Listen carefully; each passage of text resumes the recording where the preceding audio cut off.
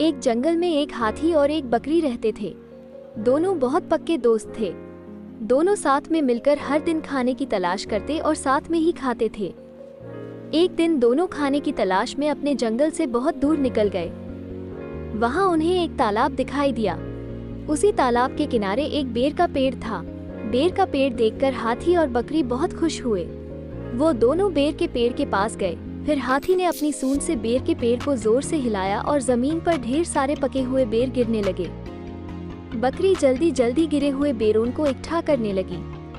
संयोगवश उसी बेर के पेड़ पर एक चिड़िया का घोंसला भी था, जिसमें चिड़िया का एक बच्चा सो रहा था और चिड़िया दाने की खोज में कहीं गई हुई थी।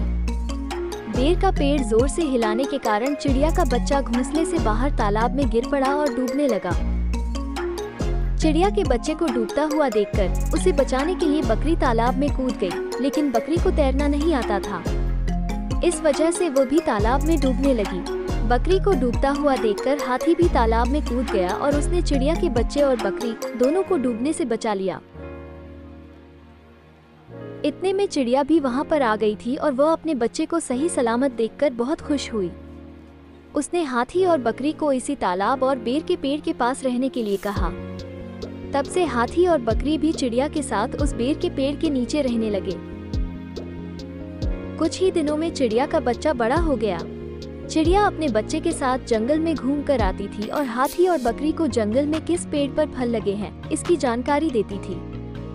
इस तरह हाथी, बकरी और चिड़िया मजे में रहते और खाते पीते थे। हमें किसी का बुरा नहीं करना चाहिए। अगर हमारी गलती से किसी को परेशानी होती है तो उस गलती को सुधारना चाहिए और मनमुटाव दूर करते हुए एक दूसरे की मदद करनी चाहिए।